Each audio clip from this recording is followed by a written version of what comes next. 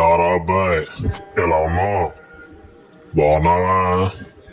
ఊరే నిన్నేరా పల్లెటూరు బాబు గంట. బాబాయ్ బాగున్నావా? ఏం చేస్తున్నావు? ఎలా ఉన్నావేంటి? ఏంటి రాక? ఏం లేదురా అబ్బాయి, ఈరోజు చిలబనాల పెళ్ళి కదా, భోజనానికి ఎగేరు వెళ్తాను, వస్తావేంటి? పద బాబాయ్, నేను లేకపోతే అలాగా?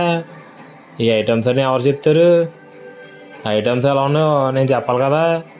ముందుగా వచ్చేసి క్యారెట్ హల్వా, బూరి, వడ, పుదీనా రైసు, పలవా, మిరపకాయ పులుసు, పెరుగు చట్నీ, పన్నీర్ కూర, పప్పు, ఆవకాయ, మామిడికాయ జీడిపప్పు ఫ్రై, రైసు, పునుగుల పులుసు అంటాయి, సాంబారు, వితౌట్ అప్పడాలు, పెరుగుతోటి మంచి విందండి బాబాయ్.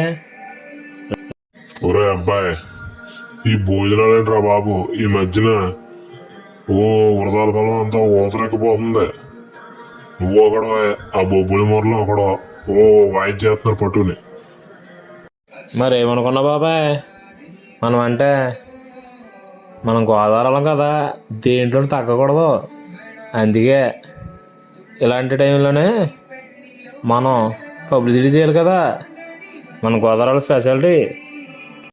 ఊరి మీ మర్యాదలు తగలయ్యా, ఆగేసి ఏదో 2-3 ఐటమ్స్ పెడతారు అనుకుంటే మొత్తం ఇలా వేసేస్తా.